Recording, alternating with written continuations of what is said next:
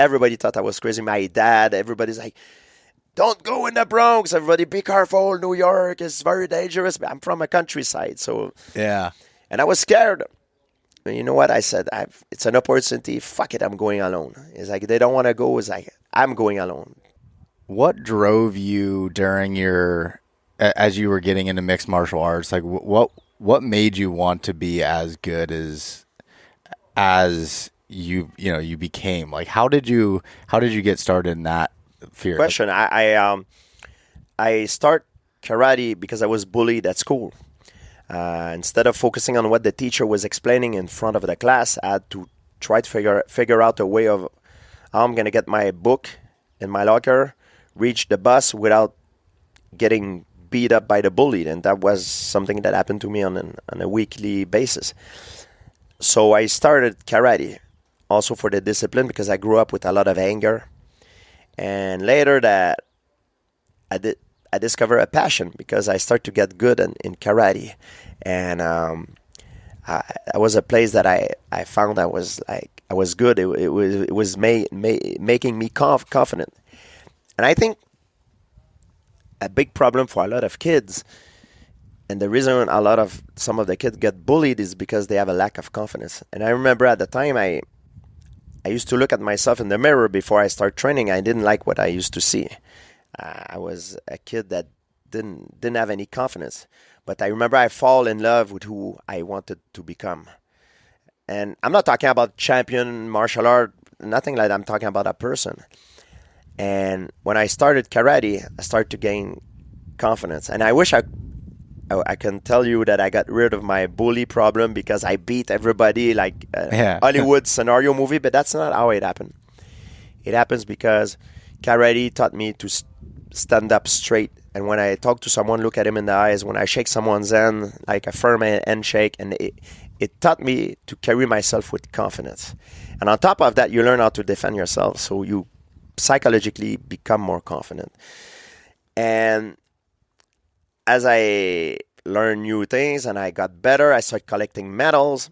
I developed another passion, and then the bully just stopped because I was no longer an easy target. Bully go after weak people. It's like a predatory animal in nature. They don't hunt the alpha. They're going to hunt the older or the young or the injured. They go after the weak. Bully are the same way. So I was no longer a weak person, and they just stopped bothering me. And later, because I develop a passion, I become good. When you love something, you put work and effort in it, and I became very good, and I never gave up. I even through many obstacles, I decided to keep going and keep going, while others who were probably better than me stopped because it was hard. So I kept going, and until I reached a point that I become among the elite, and then martial art at the time just started. It was illegal at the time, and I was like, man, I wanted to do this. And I saw Royce Gracie winning the first Ultimate Fighting Championship, and Royce Gracie at the time was much smaller than most of his opponents. He was 170 pounds. He used to go against guys that were 230, 250 sometimes, and he beat them with a weapon that nobody knew at the time. It was jiu-jitsu, grappling, the art of grappling. And when I was growing up, I learned karate, I learned striking, and I always, when I look at Royce Gracie, I was like, I got to learn these new tricks because nobody knew what it was. Yeah. So I decided to start doing trips to New York to learn these new skills at Renzo Gracie Academy, because that was the best place. The Gracies, the academy in New York was the best place where I could learn jiu-jitsu.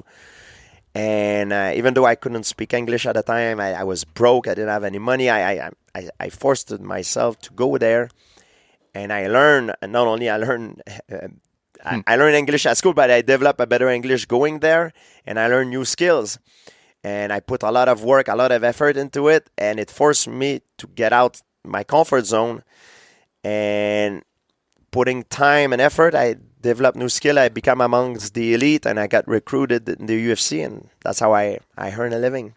So everything started as a self-defense, then it transformed into a passion, and then into how I earn a living. And it's something that, hearing you saying that and talking through that time period, I mean, that's over years and years and years that you build up.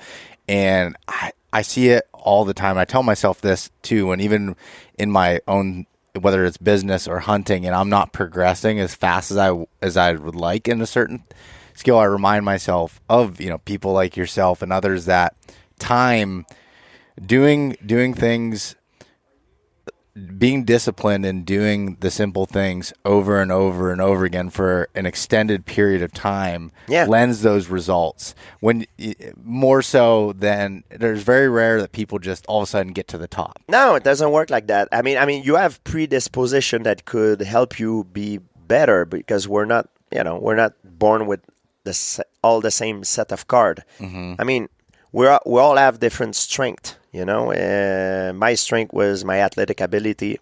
I was good in pretty much every sports, but that's not enough. I believe the reason why I was champion,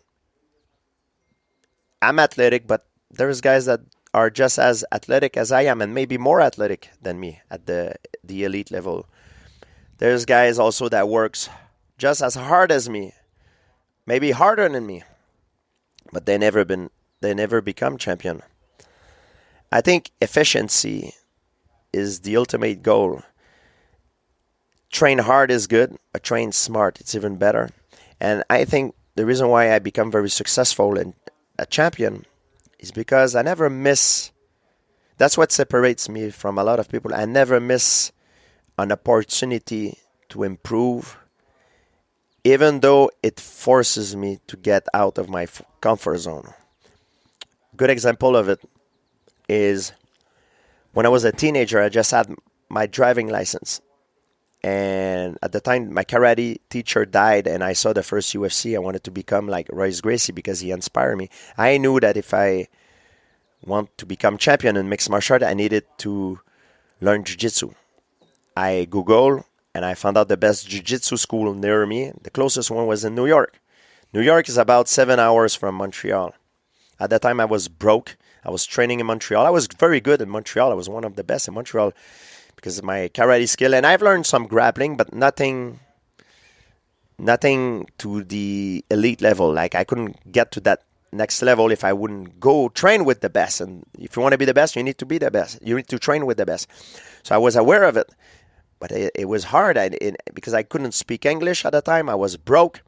So what I did is I made a deal with two other guys that went in UFC. They fought in UFC. I can't say that, but it's, I don't want to say nothing negative, so I'm going to keep the name secret. But we made a deal. I was like, hey, all together, we were poor at the time. It's in the beginning of before even I started my professional career, but we had a dream. I made a deal with them. I was like, hey, we're going to, all together, we're going to, share a car and the hotel. So we're going to save money and we're going to make a trip to New York to learn jiu-jitsu. And whatever we learn, we're going to bring it back home and share with the other training partner. And they were fine. So the night before we were supposed to leave, one of them called me, and he's the one that speaks English in the group. He goes, hey, I can't go. He gave me a bullshit excuse. I'm like, shit. All right, fine. I was supposed to leave the next day. Immediately after, a few minutes after, the next one calls me. He says, hey, if he's not going, I'm not going either, because how are we gonna, maneuver there? How are we gonna, speak? I'm like, shit. So he canceled on me. I told myself, I said, you know what? Fuck it. I'm going alone. Everybody thought I was crazy. My dad, everybody's like, because when you watch in the news, like at the time, in the news, they have a lot of propaganda here. They're like, oh, be careful. The Bronx in New York is very dangerous. A lot of crimes there. Yeah. Even the trucker doesn't stop at night on a red light. I mean, so my dad was telling me, don't go in the Bronx. Everybody, be careful. New York is very dangerous. But I'm from a countryside. So, yeah. And I was scared. And you know what? I said, it's an opportunity. Fuck it. I'm going alone. It's like, they don't want to go. It's like, I'm going alone. And I was scared, so there were no ways at the time with cell phone intelligence. Cell phones had to take a map with MapQuest and follow the highway. Never been to New York before. So I go with an old Ford Tempo 1993. There were, just to put you in context how much broke I was, there was a hole where it was the gas pedal that I could pass my leg through and touch the street. And people used to make fun of me. You're like Fred of the Flintstone, you know, like you can touch. So I said, I don't even know if my car can survive the trip, but I'm still going. So I leave by myself following the map. And guess what happened? I lose myself in the Bronx on my way there, near the Yankee Stadium. And I'm like, I found out I'm in the Bronx. I'm like, shit, I need to get to Manhattan. I'm scared. But I start to ask people, hey, and at the time, my Spanish was better than my English. Hey, por favor, ¿dónde está Manhattan? And they give me the direction. Then I went a little bit further. And I asked another guy until I found my way. And I found an hostel, not a hotel, an hostel where there's like 6 bunk bed in the same room because it's cheaper. I didn't have enough money. I pay. I stay there. And I went to Renzo Gracie. And when I went to Renzo Gracie, I remember when the class started, I've learned new techniques that I never seen before. It was amazing. I was like, man, this is unbelievable. And then we start rolling. We start doing live training. So I go with one guy. I do well because I'm very athletic. You know, I force my way to. I go with a second guy. I do very well. But then the teacher sees me. His name was Sean Williams. Shout out to him. He's an incredible guy. I'm still in touch with him. He's a good friend of mine now. But at the time, he was there, and he was smaller than me, maybe 25 pounds smaller than me. And he look at me that I'm doing well. So he go, hey, kid, there's a next round coming with me.